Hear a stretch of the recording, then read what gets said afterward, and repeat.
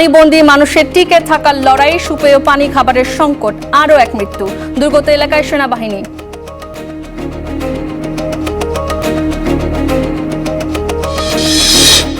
খুলনায় পারিবারিক কলহের জেরে মায়ের হাতে খুন হয়েছে নির্জনা। ফরিদপুর শিশু পরিবারের কিশোরী অন্তঃসত্ত্বা হওয়ার ঘটনায় চাঞ্চল্য।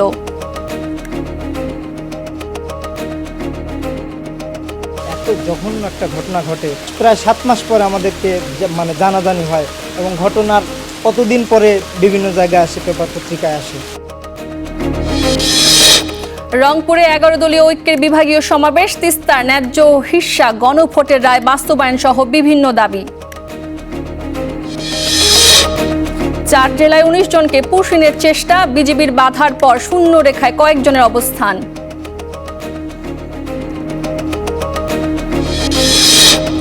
দ্বিতীয় দফায় খোলা হলো শাহজালাল মাজারের দান বাক্স, মিলেছে 4 বস্তা টাকা, এখনো চলছে গণনা।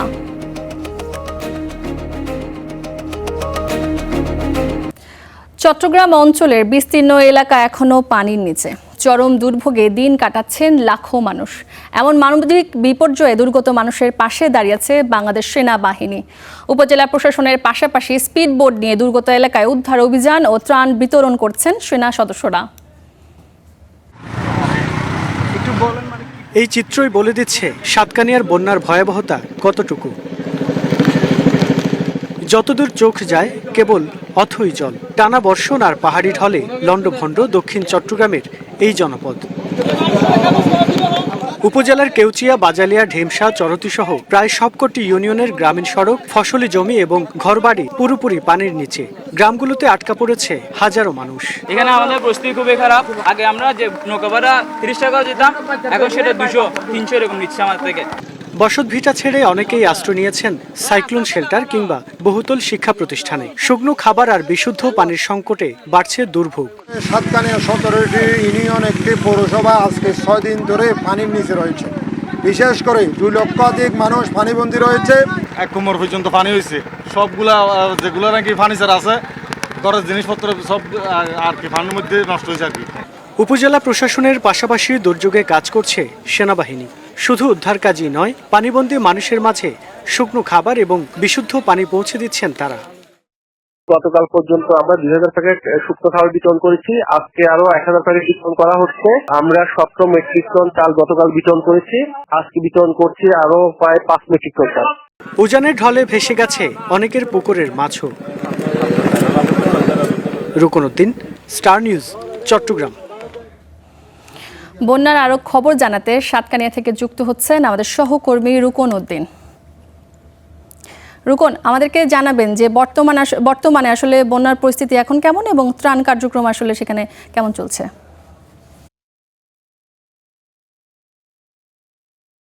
সূচনা, এখন বন্যার পরিস্থিতি যদি বলি যে এখন কিছুটা আসলে কমে এসেছে পানি, যেহেতু সকাল থেকেই যেহেতু বৃষ্টিপাত অনেকটা কমেছে। দুপুর পর্যন্ত বৃষ্টিপাত ছিল, কিন্তু এরপর থেকে আমরা দেখেছি যে দুপুর 2টার পর থেকেই বৃষ্টিপাত কিছুটা কমেছে, ফলে পানির যে তীব্রতা ছিল সেটিও অনেকটা কমে এসেছে। তবে মানুষের যে দুর্ভোগ সেটি কিন্তু এখনও কমেনি। নিশ্চয়ই এখানে দেখতে পাচ্ছেন তারা নৌকা নিয়ে পারাপার করছেন। এই যে সড়ক পথে কিন্তু তারা নৌকা নিয়েই বিভিন্ন জায়গায় যাচ্ছেন এবং অসংখ্য মানুষ কিন্তু এখনও পানিবন্দী রয়েছেন এবং খাবারের অভাব কিন্তু দেখা দিয়েছে।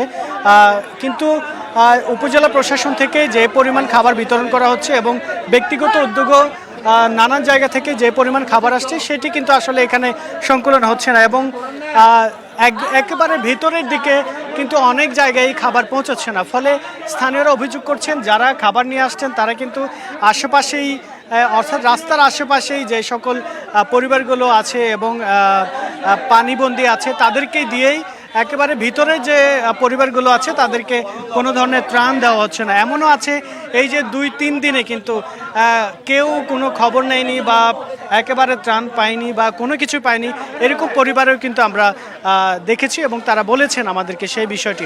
আমরা একটু আগে আসলে এই যে নৌকা করে ভিতরে গিয়েছিলাম, সেখানে আসলে তারা সেই অভিযোগটা করেছেন।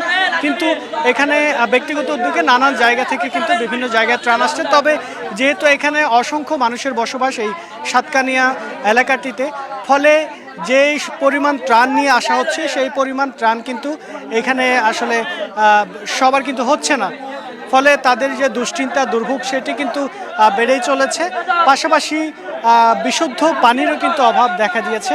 আমরা সকালে থেকে দেখেছিলাম যে সেনাবাহিনীর পক্ষ থেকে বিভিন্ন জায়গায় তারা বিশুদ্ধ পানি এবং শুকনো খাবারের ব্যবস্থা করেছিলেন এবং তারা কিন্তু বিভিন্ন জায়গায় সেখানে যাচ্ছিলেন এবং তারা যারা পানিবন্দী আছেন তাদেরকে উদ্ধার করারও চেষ্টা করেছিলেন। এই ছিল আমার কাছে চট্টগ্রাম থেকে সবশেষ সূচনা। রুকন, আপনাকে ধন্যবাদ। দর্শক, আমরা জানছিলাম যে সাতকানিয়ায় যে বন্যার সর্বশেষ পরিস্থিতি সেই খবর জানছিলাম, সেই সাথে জানছিলাম আসলে যে ত্রাণ যে সহায়তা চলছিল সেই সহায়তা আসলে সুপেয় পানি এবং ত্রাণ আসলে সংকটে দেখা দিয়েছে, সেই জিনিসটা আমরা আসলে আমাদের জানাচ্ছিল আমাদের সহকর্মী রুকন। তাই এলো ইনোভার, যেন আপনি লাইফে থাকেন রেডি প্রতিদিন। Innova, designed for now. টানা বর্ষণের পর সৃষ্ট বন্যায় পার্বত্যাঞ্চল ও কক্সবাজারে দুর্বিষহ জনজীবন। সুপেয় পানি সংকটে চরম দুর্ভোগে পড়েছেন বাসিন্দারা। সড়ক ডুবে গিয়ে ব্যাহত হচ্ছে নিত্যপণ্যের সরবরাহ। পানির নিচে ঘরবাড়ি, ডুবে আছে রাস্তাঘাট, দুর্বিষহ জীবন পানিবন্দী মানুষের। কক্সবাজারে থেমে থেমে এখনও হচ্ছে বৃষ্টি।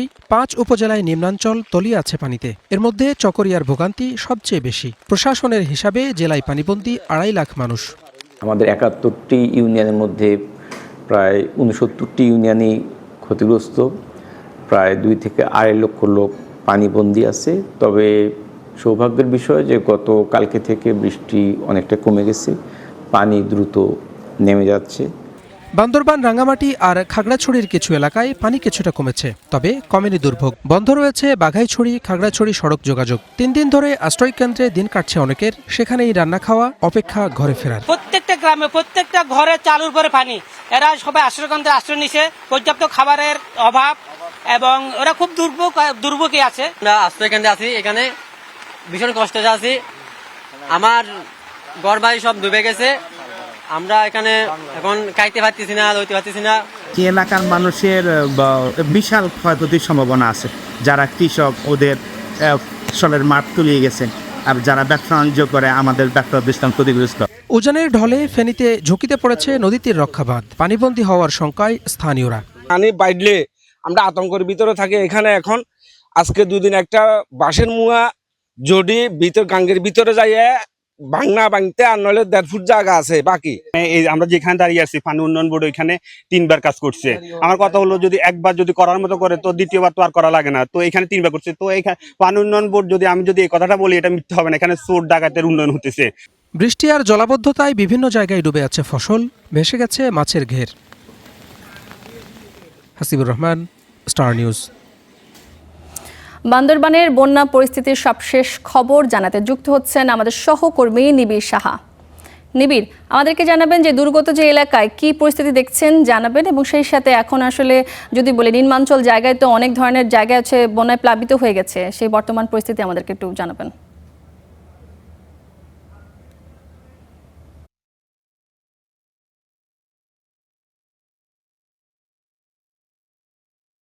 আমরা এখন দাঁড়িয়ে আছি বান্দরবান মূল শহরের ওয়াবদা ব্রিজ এলাকায়, এবং গতকালের চিত্র যদি একটু আপনাকে বর্ণনা করি, যেটি এই যে আমার পেছনের যে সড়কটি দেখা যাচ্ছে, এই সড়ক দিয়ে কিন্তু আমরা গতকাল পায়ে হেঁটে চলাচল করেছি, কোনো পানি ছিল না। তবে একদিনের ব্যবধানে অর্থাৎ কয়েক ঘন্টার ব্যবধানে কিন্তু এই যে সামনের যে ব্রিজটি দেখছেন সেটি কিন্তু ডুবে গেছে, এবং বান্দরবান বাস স্ট্যান্ডে যাওয়ার এই রাস্তাটি কিন্তু পুরোটাই এখন বলা যায় যে বুক পর্যন্ত পানি জমে গেছে, এবং এর আশপাশে যে এলাকাগুলো রয়েছে আর্মিপাড়া কিংবা শেরেবাংলা নগর যে এলাকাগুলো রয়েছে, আবাসিক এলাকাগুলো রয়েছে, সেগুলোর পানির পরিমাণ কিন্তু আরও বেশি। আমি গতকাল আমার চোখে যেমনটি পড়েছে যে একতলা যে ভবনগুলো রয়েছে সেগুলো কিন্তু 70 থেকে 80% ডুবেছিল, যেটি আজকেই আমি দেখে এসেছি যে প্রায় পুরোটাই কিন্তু আসলে পানির নিচে চলে গেছে। এবং একটু জানাতে চাই যে সামনের যে একটি নির্মাণাধীন ভবন দেখছেন, এই আশপাশের নিচু এলাকায় পানি ওঠায়, বন্যার পানি আসায় কিন্তু অনেকেই কিন্তু এই নির্মাণাধীন ভবনটিতে আশ্রয় নিয়েছিলেন। তবে এখন গতকালের পর থেকে এখনও কিন্তু আসলে আমরা এখন দেখছি যে সেই ভবনটিও কিন্তু আসলে বন্যার ভবনটির চারপাশেও কিন্তু বন্যা কবলিত হয়ে গেছে। এখন এক কথায় বলা যায় যে তারাও কিন্তু আটকা পড়েছেন এবং চারপাশের যে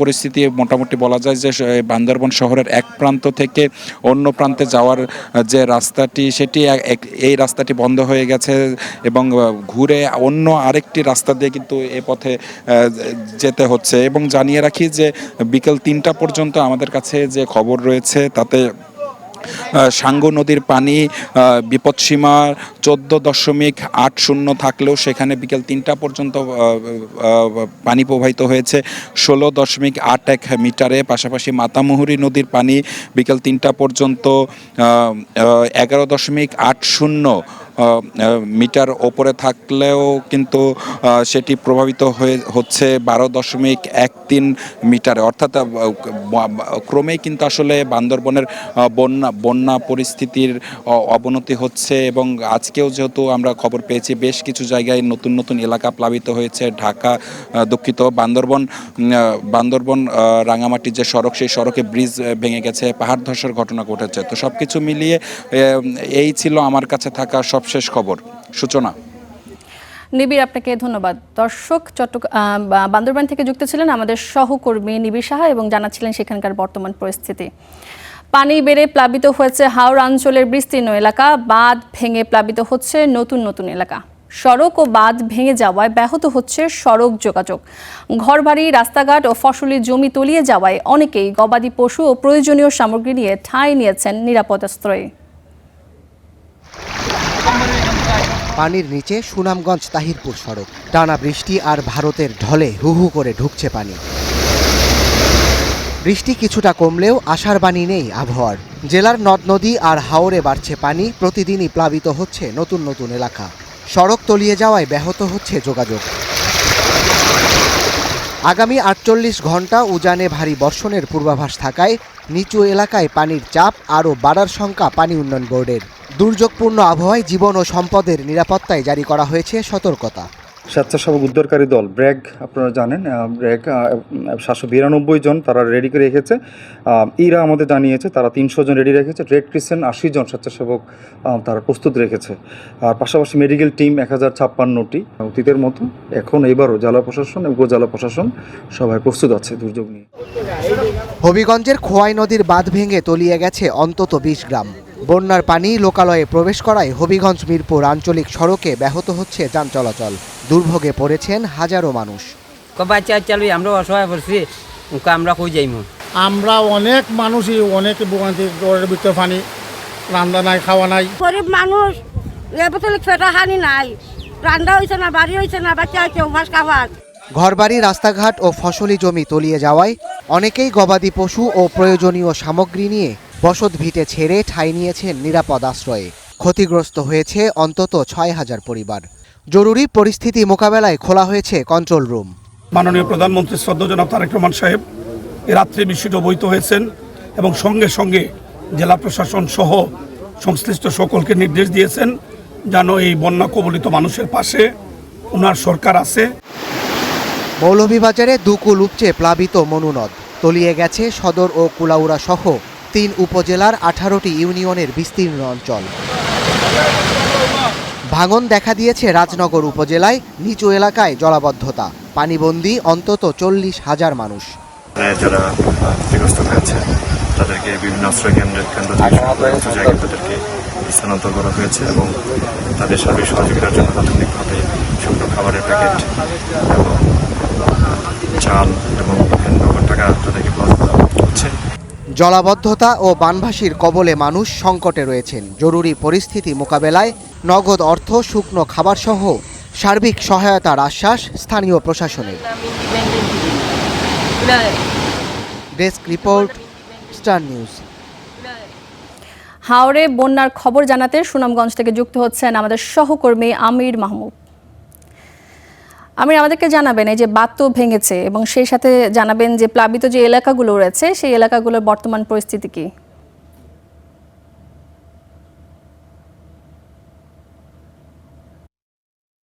সূচনা আপনাকে যদি বলি, দেখুন যে সুনামগঞ্জে ভারী বর্ষণ অব্যাহত আছে এবং এটি আগামী আরো 48 ঘন্টার একটি পূর্বাভাস রয়েছে।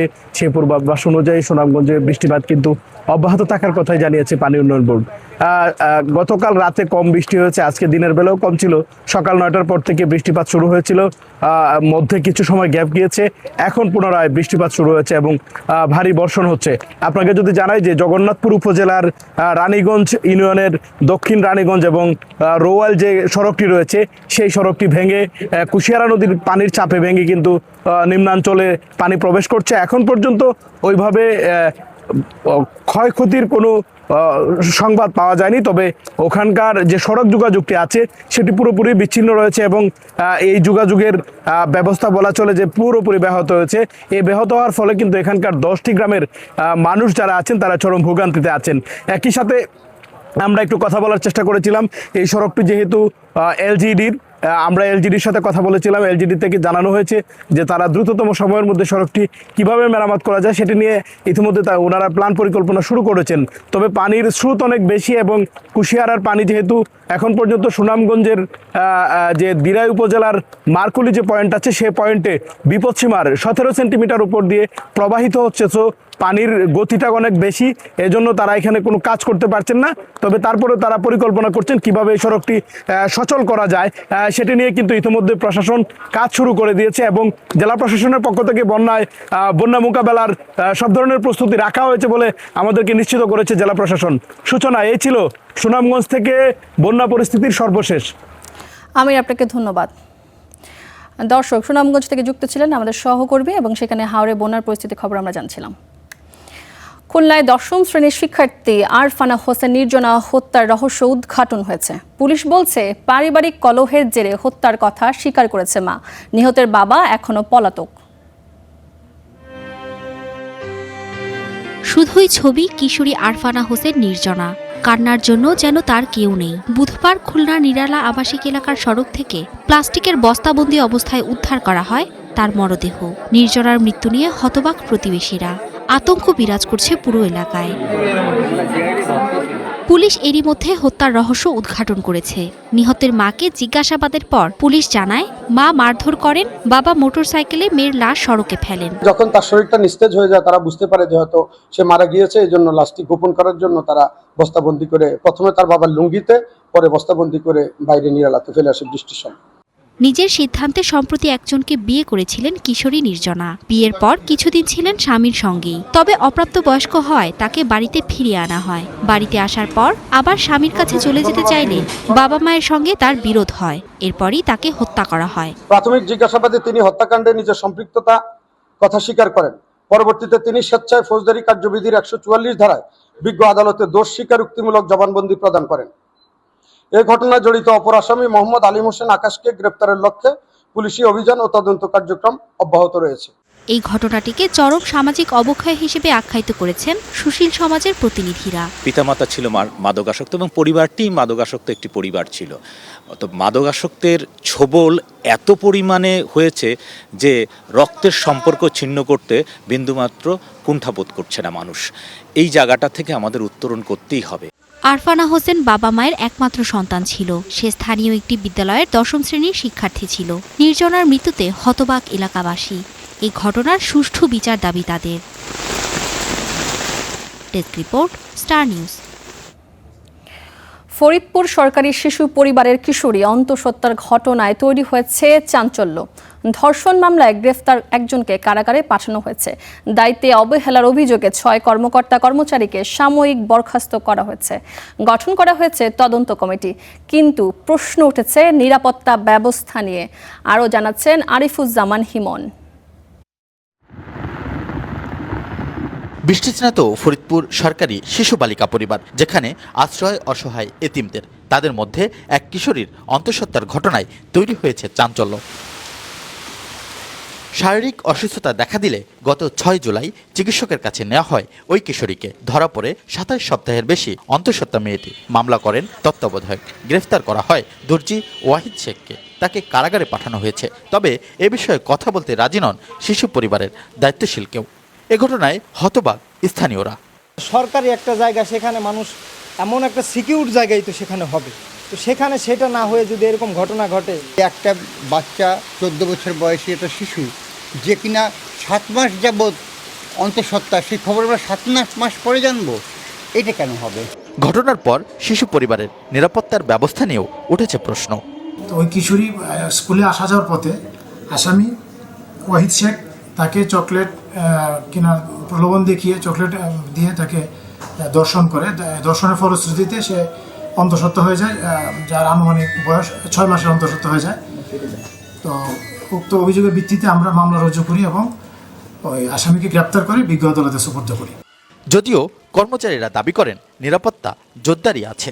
2জন খালাম্মা নিয়োগ দেওয়া আছে, ওরা প্রতি রাত্রে থাকে এবং সারাদিন যেটা দেখাশোনার যে দায়িত্ব আছে ওরা ওইটা দেখাশোনা করে। এই ঘটনার পর দায়িত্বের অবহেলার অভিযোগে 6 কর্মকর্তা কর্মচারীকে সাময়িক বরখাস্ত করেছে সমাজসেবা অধিদপ্তর। আদালতের নির্দেশে ভুক্তভোগী কিশোরীকে নিরাপদ সুরক্ষা কেন্দ্রে রাখা হয়েছে। গঠন করা হয়েছে তদন্ত committee. Arifuzzaman হিমন, star news, Faridpur. Teesta নিয়ে আর ভালো কথা নয়, বাস্তব পদক্ষেপ দেখতে চায় জনগণ। এই মন্তব্য করেছেন বিরোধী দলীয় নেতা ও জামায়াত আমির শফিকুর রহমান। গণভোটের রায় বাস্তবায়ন, তিস্তা মহাপরিকল্পনা বাস্তবায়ন সহ বিভিন্ন দাবিতে রংপুরে অনুষ্ঠিত হয় 11 দলীয় ঐক্যের মহাবিভাগীয় সমাবেশ। এতে জুলাই সহ সব গণহত্যার বিচার দাবি করেন বিরোধী দলীয় নেতা। অনুষ্ঠানে এনসিপির আহ্বায়ক নাহিদ ইসলাম অভিযোগ করেন, স্থানীয় প্রশাসনের কারণে জলাবদ্ধতা নিরসনে কার্যকরী পদক্ষেপ নিতে ব্যর্থ হয়েছে সরকার। রোহিঙ্গা প্রত্যাবাসনে কোনো বার্তা নেই বলে মন্তব্য করেন তিনি।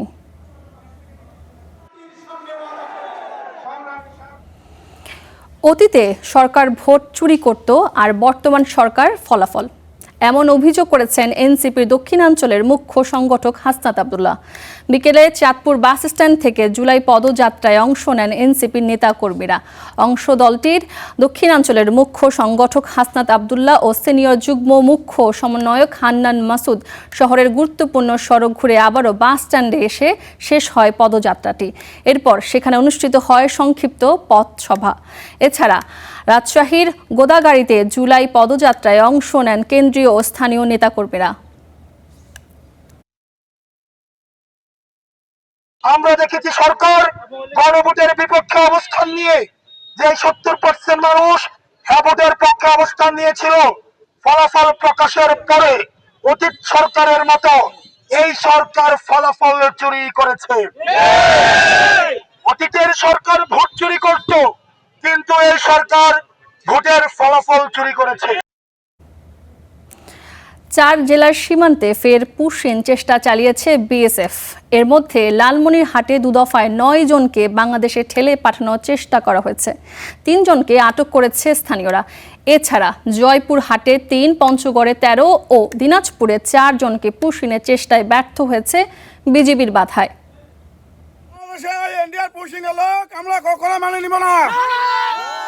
পুশইন চেষ্টার প্রতিবাদে লালমনিরহাটের পাটগ্রাম সীমান্তবাসীর এই বিক্ষোভ প্রতিবাদ। শনিবার রাতের আধারে বুড়িমারি সীমান্ত দিয়ে প্রথমে 6 জনকে পুশিনের চেষ্টা করে বিএসএফ। তাদের মধ্যে 3 জনকে আটক করে স্থানীয়রা। ভোররাতে আরও 3 জনকে বাংলাদেশে ঠেলে পাঠানোর চেষ্টা করে বিএসএফ। রাত্রে মনে করে পার করে দিয়েছে, আমরা এটা মেনে নিব না, আমরা ফেরত দিব। পুশিন চেষ্টা হয়েছে জয়পুরহাটের পশ্চিম রামকৃষ্ণপুর সীমান্তে। 2 নারী সহ 3 জনকে বাংলাদেশে ঠেলে পাঠানোর চেষ্টা ব্যর্থ হয়েছে বিজিবির বাধায়। ইন্ডিয়া থেকে অনুপ্রবেশ মনে করে যে পাঠাচ্ছে ওরা লোকজন, 3টা মহিলা পাঠাইছে, আমরা ইতিপূর্বে আটক করছি। আমি রাত 3টার সময় যখন খবর পাই যে এই পাশ থেকে 3 জন কিছু পুশব্যাক হচ্ছে, তৎক্ষণাৎ আমি আমাদের ধবলসুতি বিওপিকে ক্যাম্প কমান্ডারকে ফোন দিলে ক্যাম্প কমান্ডার 5 মিনিটের মধ্যে আমার বরাবরে টহল পার্টি পাঠিয়ে দেয়। আমরা ক্যাম্প কমান্ডার টহল পার্টির সহযোগিতায় আমরা ওই পুশব্যাক 3 জনকে আটক করি। পঞ্চগড় সীমান্তেও একই চিত্র। 13 জনকে পুশিনের চেষ্টা করেছে বিএসএফ, সেখানেও বাধা দিয়েছে বিজিবি। আপনারা আসেন, আমরা এক জায়গায় বসে মিটিং করি, কারণ আমাদের মিটিং এর পর আমাদেরকে সময় শেষ হলে রিপোর্ট দিতে হবে।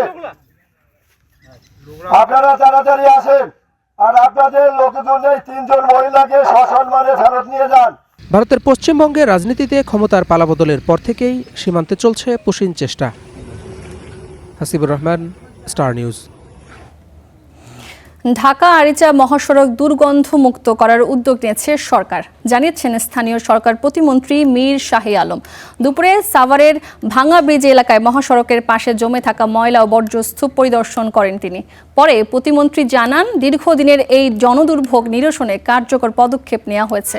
মহাসড়কের পাশে অবৈধ ময়লা ফেলা বন্ধে কঠোর নজরদারি চালানো হবে। নতুন করে কেউ ময়লা ফেললে তার বিরুদ্ধে ব্যবস্থা নেওয়া হবে বলেও জানান, হুঁশিয়ারি দেন প্রতিমন্ত্রী। এই এলাকার যারা এই যে তিতুলঝরা ইউনিয়ন, আমিনবাজার ইউনিয়ন এবং কেরানীগঞ্জের 2-1টি ইউনিয়নের যারা এখানে অযাচিতভাবে ময়লা নিয়ে এসে যারা ফেলছেন, তাদেরকে অনুরোধ করব যে সাভার পৌরসভার পক্ষ থেকে রাস্তার ঠিক উল্টা দিকে আমরা ময়লা ফেলানোর জন্য একটা ভাগার বলি বা ল্যান্ডফিল বলি আমরা নির্মাণ করে দেওয়া হচ্ছে, যেটি ডিসি সাহেব বলেছে আপনারা ময়লাগুলো নিয়ে এসে সেখানে সবাই ফেলাবেন। প্রকল্প বাস্তবায়ন না হওয়ায় 2 বছরের বেশি সময় ধরে সরকারি সরবরাহে নেই জন্ম নিয়ন্ত্রণ সামগ্রী। অনেকে সংকোচ ও অভাবের কারণে খোলা বাজার থেকে কিনতে চান না জন্ম নিয়ন্ত্রণ সামগ্রী। ফলে বাড়ছে অপরিকল্পিত গর্ভধারণের ঝুঁকি, মাতৃমৃত্যু বাড়ার শঙ্কা তৈরি হয়েছে। একসময় বাড়ি বাড়ি গিয়ে বিনামূল্যে জন্ম নিয়ন্ত্রণ সামগ্রী পৌঁছে দিতেন পরিবার পরিকল্পনা বিভাগের মাঠ কর্মীরা। ইউনিয়ন স্বাস্থ্য ও পরিবার কল্যাণ কেন্দ্রেও সহজেই মিলত প্রয়োজনীয় সামগ্রী। তবে গত 2 বছরেরও বেশি সময় ধরে পটুয়াখালীতে সরকারি সরবরাহ প্রায় বন্ধ।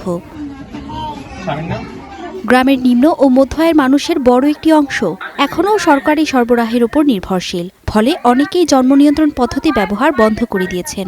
এতে অনাকাঙ্ক্ষিত গর্ভধারণের ঝুঁকি বাড়ছে।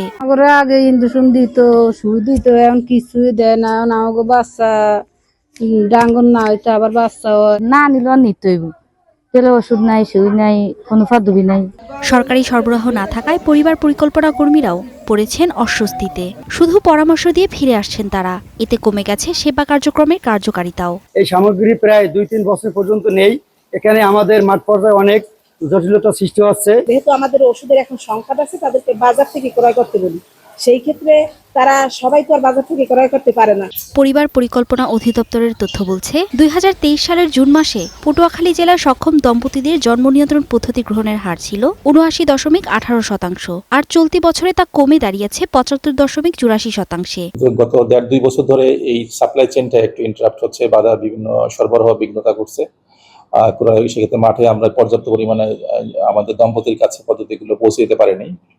কখনো স্বল্পতা, কখনো সরবরাহ না থাকে। এই কারণে জন্ম নিয়ন্ত্রণ সামগ্রী না থাকার কারণে অপরিকল্পিত গর্ভধারণও বাড়ছে। এতে মাতৃমৃত্যুর বাড়ার শঙ্কা তৈরি হয়েছে। 2030 সালের মধ্যে অপূর্ণ চাহিদার হার ও মাতৃমৃত্যু শূন্যে নামিয়ে আনার যে আন্তর্জাতিক প্রতিশ্রুতি রয়েছে তা পূরণ করা অনেকটাই কঠিন হয়ে পড়বে বলে মনে করছেন বিশ্লেষকরা। Desk report, Star news. দ্বিতীয়বারের মতো খোলা হলো হযরত শাহজালাল মাজারের দান বাক্স। সকালে জেলা প্রশাসনের উপস্থিতিতে 3টি দান বাক্স ও 1টি ডেক খোলা হয়। সেখান থেকে মিলেছে 4 বস্তা টাকা। এখন চলছে গণনার কাজ। 18 দিন পর আবারও খোলা হলো সিলেটের হযরত শাহজালালের মাজারের দানবাক্স। 700 বছরের প্রথা ভেঙে দানবাক্স সিলগালা করার পর দ্বিতীয়বারের মতো শুরু হলো টাকা গণনা। শনিবার সকাল থেকেই কড়া নিরাপত্তার মধ্যে দানবাক্স ও ডেক থেকে টাকা বের করে মাজারের আঙিনায় গণনার কাজ শুরু হয়। সংশ্লিষ্টরা বলছেন, পুরো প্রক্রিয়া স্বচ্ছভাবে পরিচালনা করা হচ্ছে। গণনা শেষ হলে উচ্চ কমিটির সভায় দানের অর্থ কিভাবে ব্যয় ও বন্টন করা হবে সেই বিষয়ে সিদ্ধান্ত নেওয়া হবে। মাজারের যে নির্ধারিত তহবিল আছে, নির্দিষ্ট তহবিল আছে, সে তহবিলে অর্থ জমা করা হবে এবং পরবর্তীতে আপনারা জানেন যে একটি কমিটি গঠন করা আছে আমাদের, যে মাজারের আয় ব্যয় ব্যবস্থাপনা সংক্রান্ত। সেই ব্যবস্থাপনা কমিটির সিদ্ধান্তের আলোকে পরবর্তী সিদ্ধান্ত গ্রহণ করা হবে। প্রশাসনের আশা, নিয়মিত প্রকাশ্যে টাকা গণনার মাধ্যমে মাজারের আর্থিক ব্যবস্থাপনায় জবাবদিহি ও জন আস্থা আরও বাড়বে। যারাই উপস্থিত থাকবেন তাদের উদ্দেশ্যে আমরা যে কমিটি আছি, কমিটির পক্ষ থেকে আমরা ঘোষণা দিব যে আমরা কাউন্ট করে কত টাকা পেয়েছি। 100 বছরের ঐতিহ্য বহন করছে এই মাজার। প্রতিদিন হাজারো ভক্ত দান করেন এখানকার দানবাক্স ও ঐতিহাসিক দানের ডেকে। তবে দীর্ঘদিন এই অর্থ প্রকাশ্যে গণনা করা হতো না। মাজারের ভিতরে যে টাকাটা পালানো হয়, এরপরে হাত ক্যাশ দেওয়া হয়, বিকাশে দেওয়া হয়, গরু ছাগল স্বর্ণ অলংকার বিদেশি মুদ্রা এগুলো কোথায় যাচ্ছে? এইটা কিছুটা প্রশ্নবিদ্ধ। ড্যাগের দেখা গেছে যে ড্যাগের ওই যে রড দিয়ে ফাঁকা আছে, এইদিকে টাকা বাইর করার অনেক মানে সিস্টেম রয়েছে। এগুলো যদি মানে তদারকি ঠিক মতো করা হয় তাহলে আজকের যে হিসাব প্রায় কোটি টাকার কাছাকাছি দাঁড়ানোর কথা, সেটা আমি বিশ্বাস করি। তবে চলতি বছরের 22 জুন প্রথমবারের মতো প্রশাসনের উদ্যোগে প্রকাশ্যে টাকা গণনা করা হয়। সেদিন মোট 17,65,549 টাকা পাওয়া যায়। পরে সেই অর্থ সোনালী ব্যাংকে খোলা একটি হিসাবে জমা রাখা হয়। Desk report, Star news. এই পর্যায়ে শাহজালাল মাজার থেকে যুক্ত হচ্ছেন আমাদের সহকর্মী ইয়াইয়া মারুফ, আমাদেরকে জানাবেন যে এই যে শাহজালাল মাজারের তো দানবাক্স খোলা হয়েছে, দ্বিতীয় দফায় গণনাও চলছে, বর্তমানে গণনাটা আসলে কোন পর্যায়ে আছে আমাদেরকে একটু বিস্তারিত জানাবেন।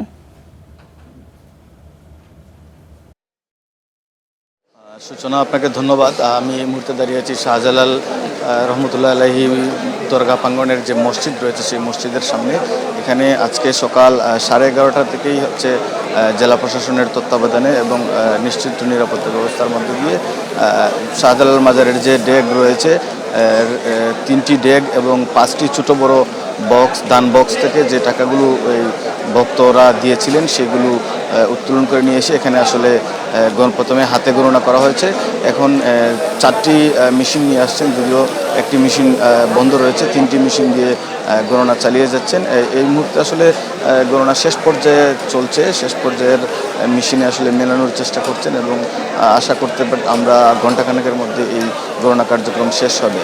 আপনাকে আর কি বিষয় জানিয়ে রেখে, এটি কিন্তু দ্বিতীয় দফা গণনা, যেটি বাণিজ্য মন্ত্রী খন্দকার আব্দুল মুক্তাদিরের নেতৃত্বে 13 সদস্যের বিশিষ্ট একটি যে কমিটি করা হয়েছিল সেই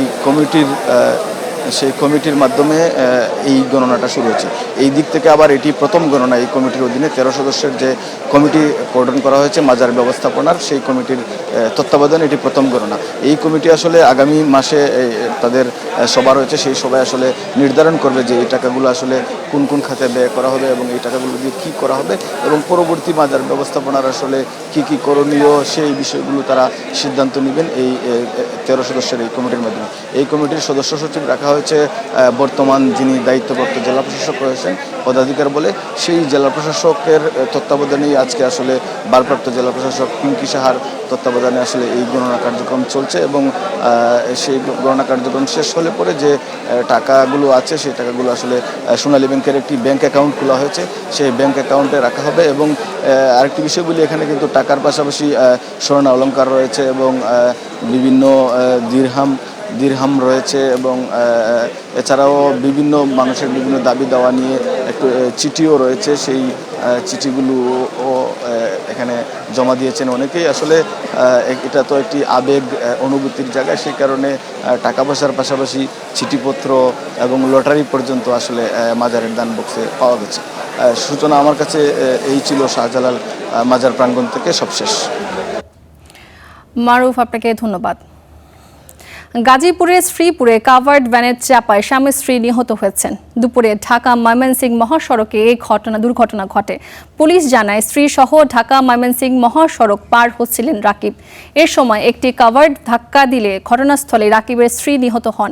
গুরুতর অবস্থায় স্বামীকে উদ্ধার করে নেওয়া হয় শ্রীপুর উপজেলা স্বাস্থ্য কমপ্লেক্সে। সেখানে চিকিৎসক তাকে মৃত ঘোষণা করেন।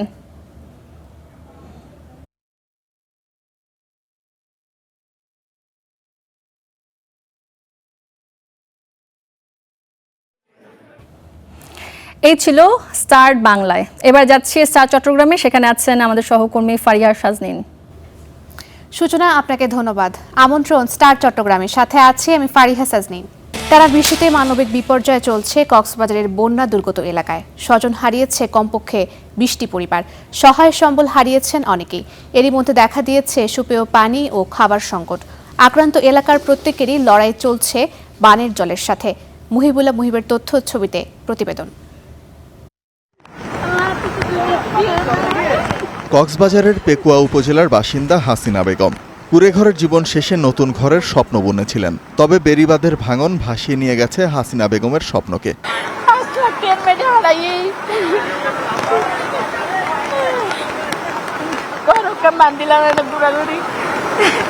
হাসিনা বেগমের মতো আরও অনেকের সাজানো সংসার উলটপালট হয়ে গেছে। যেখানে কদিন আগেও ছিল জীবনের চাঞ্চল্য, সেখানে এখন কেবলই কাদামাটি আর অথই পানি। মাত্র কয়েকদিনের ব্যবধানে পাহাড় ধসে আর বন্যার তীব্র স্রোতে প্রাণ হারিয়েছেন অন্তত 25 জন। নষ্ট হয়েছে ঘরবাড়ি। সব হারিয়ে অনেকের কপালেই এখন দুশ্চিন্তার ভাঁজ। কোমর উপর উঠে গেছে, এখন বাচ্চা এবং বাচ্চা ফ্যামিলি সবাই খুব দুর্ভোগে আছে। গতকাল সকাল থেকে বাড়িতে 1 হাঁটু পানি, আজকে 1 কোমর পর্যন্ত হয়ে গেছে। থাকা খাওয়ার কোনো হিসেব নেই। সবই নষ্ট হয়ে গেছে। ফ্রিজ, কাঠ হঠাৎ করে অতর্কিত অবস্থায় রাত 12টা-1টার দিকে পানি ঢুকছে, যার কারণে কোনো প্রস্তুতি ছিল না আমাদের। শুধু স্বজন হারানোর বেদনাই নয়, বেঁচে থাকার লড়াইটাও এখানে চরম দুর্বিষহ। চকরিয়া, পেকুয়া, রামু, উখিয়া ও টেকনাফের বিস্তীর্ণ এলাকা এখনও পানির নিচে। এরই মধ্যে দেখা দিয়েছে সুপেয় পানি ও খাবার সংকট। দুর্গত এলাকায় শিশু খাদ্য ও চিকিৎসা সেবার ব্যবস্থারও বেহাল অবস্থা। সড়ক যোগাযোগ বন্ধ, নেই বিদ্যুৎও। গামছা পিঁধিয়ে বাড়ি থেকে বাইরেছি, আমাদের খানা দাওয়া কোনো হিসেব কিতাব নাই। খাবারের ব্যবস্থা করতে পারতেছি না, বাচ্চাদেরকে নিয়ে কোনো মতে থাকা যাচ্ছে না, তাই নিরাপদ স্থানে আমরা চলে আসতেছি। কিছু সাহায্য সহযোগিতা ফাটে বলে আরো বেশি অনুরোধ করি। বাচ্চাগুলো এখানে অসুস্থ, ওনারা কেন করি ভালো ট্রিটমেন্ট করতে পারবেন, এখানে চিকিৎসা সুবিধা লাই আর কেন করি তৎপরতা করি বললাই। বানভাসীদের সব ধরনের সহায়তা দেয়া হচ্ছে বলে দাবি স্থানীয় প্রশাসনের। কোনাখালীর পুরুত্তাখালী একটা বাঁধ ছিল পানি উন্নয়ন বোর্ডের, এটা ভেঙে গিয়েছে।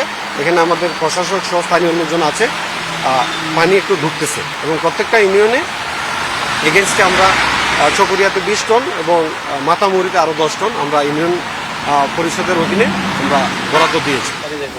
বন্যা কবলিতরা বলছেন, নদী খাল দখলমুক্ত করার পাশাপাশি সময়মতো ড্রেজিং করলে এই দুর্যোগ মোকাবিলা সম্ভব। Desk report, Star news. বন্যার খবর জানাতে কক্সবাজার থেকে যুক্ত হচ্ছেন সহকর্মী মুহিবুল্লাহ মুহিব। মুহিব, বর্তমানে আপনি কক্সবাজারের পেকুয়ায় রয়েছেন এবং দেখা যাচ্ছে সেখানে পুরো জলমগ্ন অবস্থা। বর্তমানে সেখানকার সার্বিক পরিস্থিতি কেমন দেখছেন এবং সেই সাথে বন্যায় আক্রান্ত মানুষের কাছে ত্রাণ সহায়তা পৌঁছেছে কিনা জানাবেন বিস্তারিত। সূচনা দুপুরের পর থেকে আসলে জেলা প্রশাসক এবং জেলা প্রশাসনের যে কর্মকর্তারা রয়েছেন এবং মাতামুহুরী, পেকুয়া এবং চকরিয়ার যে উপজেলা নির্বাহী কর্মকর্তারা রয়েছেন তারা নিজেরাই মানে স্বল্প সংখ্যক ত্রাণ সহায়তা বলা চলে, চিরা, চিনি থেকে শুরু করে যাবতীয় শুকনো যে খাবার 3 থেকে 4 পদের এই খাবার দিয়েই মূলত তারা সড়কের পার্শ্ববর্তী যে সমস্ত এলাকায় আসলে পানিবন্দী অবস্থায় রয়েছে মানুষ, সেই সমস্ত এলাকার মানুষকে ত্রাণ সামগ্রী দিয়েছেন এবং 1000 পরিবারকে তারা এই সামগ্রী পৌঁছিয়েছেন বলে আমাদেরকে জানিয়েছেন। আমি এই মুহূর্তে যে জায়গাটিতে আছি সেই জায়গাটিতে মূলত হচ্ছে এখনো প্লাবিত অবস্থায় রয়েছে। এখানে একটি আশ্রয় কেন্দ্র রয়েছে, যে আশ্রয় কেন্দ্রটি এখন পর্যন্ত কুমোর পানির নিচে তলিয়ে আছে। সূচনা আপনি হয়তো দেখতে পাচ্ছেন এই বিদ্যালয়টি এখন পর্যন্ত কুমোর পানিতে নিমজ্জিত আছে এবং এই আশ্রয় কেন্দ্রেই বন্যার্তদের আশ্রয় নেওয়ার কথা ছিল, কিন্তু যেহেতু সেই কেন্দ্রটি বন্যায় কবলিত হয়েছে সেখানে আসলে আশ্রয় নেওয়ার মতো পরিবেশ ছিল না। তো এখন পর্যন্ত আসলে এই বন্যা পরবর্তীতে সরকারের পক্ষ থেকে 30 লাখ টাকা এবং 400 মেট্রিক টন চাল কক্সবাজার জেলার জন্য বরাদ্দ দেওয়া হয়েছে। যেই বরাদ্দগুলো তারা ধারাবাহিকভাবে কক্সবাজারের যে বন্যা কবলিত এলাকা, কিছুক্ষণ আগে আমরা এই চকরিয়া উপজেলায় জেলা প্রশাসক মোহাম্মদ আব্দুল মান্নানের সঙ্গে কথা বলেছি। তিনি আমাদেরকে জানিয়েছেন এখন পর্যন্ত 69টি ইউনিয়ন, কক্সবাজারে টোটাল 71টি ইউনিয়ন, তার মধ্যে হচ্ছে 69টি ইউনিয়ন বন্যায় আক্রান্ত করেছে এই সমস্ত ইউনিয়নের মানুষদের। সেখানে তারা প্রত্যেক ইউনিয়নেই বরাদ্দ দিয়েছেন এবং সেখানে তারা প্রতিনিয়ত যাচ্ছেন।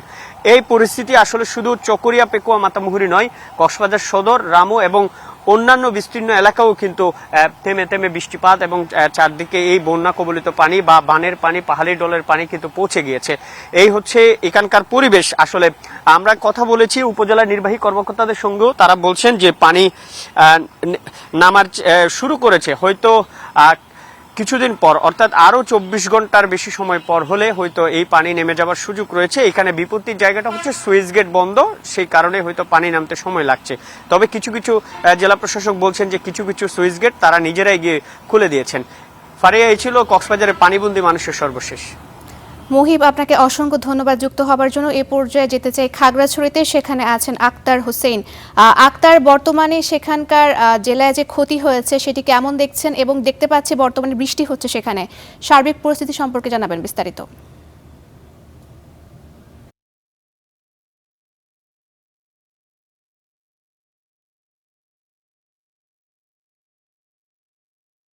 ফারিয়া, আমি ঠিক যে জায়গাটিতে রয়েছি এটি অর্থাৎ খাগড়াছড়ির দিঘিনালা উপজেলার সবচাইতে নিচু একটি অঞ্চল, যেটি হচ্ছে মেরুং ইউনিয়ন।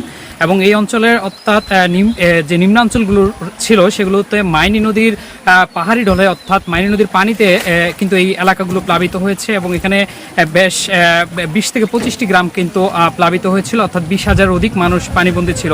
এখনও কয়েকশো পরিবার কিন্তু আশ্রয়কেন্দ্রে রয়েছে। আমরা যেমনটা দেখছি, অর্থাৎ সকাল থেকে আমি এই জায়গাটিতে ছিলাম, এবং পানির একটি সকাল থেকে যদি কমতে দেখা গেলেও দুপুরের পর কিন্তু আবার একটা বৃষ্টিপাত হয়েছে, এর ফলে কিন্তু পানি কমতে দেখা যায়নি, বাট এখন কমতে দেখা যাবে, কিন্তু এই অবস্থা দেখা যাচ্ছে। আমি যদি আপনাকে আরেকটি বিষয় জানিয়ে রাখি, খাগড়াছড়িতে যারা বন্যায় কবলিত মানুষ রয়েছে, আশ্রয়কেন্দ্র রয়েছে, তাদের জন্য 400 মেট্রিক টন খাদ্য সামগ্রী বরাদ্দ করা হয়েছে। পাশাপাশি গতকালকে এখানে সরকারের পক্ষ থেকে খাদ্য সামগ্রী বিতরণ করেছে, এবং বিএনপির পক্ষ থেকে এবং জামাত সহ যারা রয়েছে স্বেচ্ছাসেবী সংগঠন রেড ক্রিসেন্ট থেকেও কিন্তু এই এলাকায় খাদ্য সামগ্রী বিতরণ করেছে। আজ দুর্যোগ ও ত্রাণ মন্ত্রণালয়ের প্রতিমন্ত্রী ইকবাল হুসাইন কিন্তু খাগড়াছড়িতে পরিদর্শন করেছেন, এবং তিনি এখানে এসে যে বন্যা কবলিত যে এলাকাগুলো রয়েছে সেগুলো পরিদর্শন করেছেন, এবং তিনি আমাদের সাথে সাংবাদিকদের সাথে কথা বলার এক পর্যায়ে তিনি আমাদেরকে জানিয়েছেন, অর্থাৎ এই এলাকায় যারা প্লাবিত এলাকায় রয়েছে তাদেরকে যে এই মুহূর্তে যে খাদ্য সামগ্রী যে সহযোগিতার কথা রয়েছে সেগুলো কিন্তু তারা অব্যাহত রেখেছেন। চাহিদা মোতাবেক যা রয়েছে তারা কিন্তু তা দিয়ে যাচ্ছেন, এবং পাশাপাশি তিনি এমনটাই বলেছেন যে যারা ক্ষতিগ্রস্ত হয়েছে, বিশেষ করে কৃষি, মৎস্য, অন্যান্য যে খাতে ক্ষতি হয়েছে তাদেরকে বিষয় নিয়ে বন্যা পরবর্তী সময়ে তাদের বিষয়ে যে ক্ষতিপূরণ, সেই ক্ষতিপূরণের বিষয়ে কিন্তু একটি আশ্বাস দেওয়া ছিল। এই ছিল সর্বশেষ। ফারিয়া।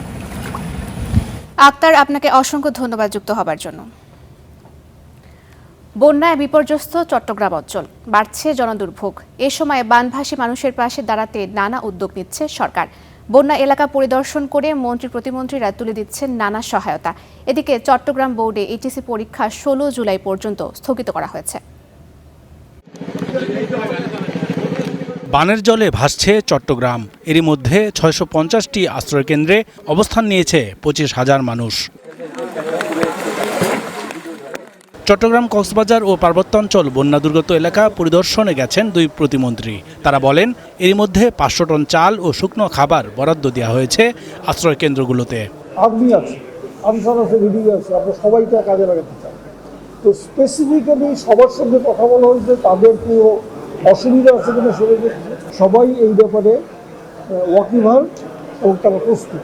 দক্ষিণ চট্টগ্রামের এই উপজেলাগুলোতে বেশি ক্ষতিগ্রস্ত, তো সেখানে ত্রাণের পরিমাণও আমরা বাড়াচ্ছি, এবং এটা প্রকৃত যার প্রয়োজন সেখানে যেন প্রত্যেকের কাছে যেন এটা পৌঁছায় সেটা নিবিড়ভাবে পর্যবেক্ষণ করবার জন্য সংশ্লিষ্ট ইউনোদেরকে নির্দেশনা দেওয়া হয়েছে। কুমিল্লায় এক অনুষ্ঠানে কৃষিমন্ত্রী বলেন, বন্যা কবলিত এলাকার ক্ষতিগ্রস্ত কৃষকদের পাশে আছে সরকার। তালিকা প্রণয়ন শেষে দেয়া হবে সহায়তা। যারা যারা ক্ষতিগ্রস্ত হয়েছে সরকার তাদের সাথে সহযোগিতার হাত বাড়ানোর জন্য প্রস্তুত আছে। ওইভাবে আমাদের এগিয়ে যাচ্ছি, আমরা লিস্ট আমাদের তৈরি হয়ে যাচ্ছে। পরিস্থিতির উন্নতি হলে চট্টগ্রাম বোর্ডের স্থগিত এইচএসসি পরীক্ষা নেওয়া হবে। সাভারে এক অনুষ্ঠানে এই তথ্য জানান শিক্ষামন্ত্রী। দুর্যোগ এলাকা রয়েছে যেখানে বন্যা কবলিত হয়েছে, যেখানে আমাদের লোকাল প্রশাসন পরীক্ষা নিতে পারছে না, তারা সেইভাবে তাৎক্ষণিকভাবে আমাদেরকে জানাচ্ছে, এবং তাৎক্ষণিকভাবে আমরা সেই এলাকায় পরীক্ষা বন্ধ করে দিচ্ছি, এবং পরবর্তীতে অবশ্যই নিতে হবে। শিক্ষার মান উন্নয়নে সরকার কাজ করছে বলে জানান মন্ত্রী। এই বিশ্ববিদ্যালয়টা কিরকম। Rizvi Habib, star news. এই ছিল স্টার চট্টগ্রামে। এতক্ষণ সাথে থাকার জন্য ধন্যবাদ।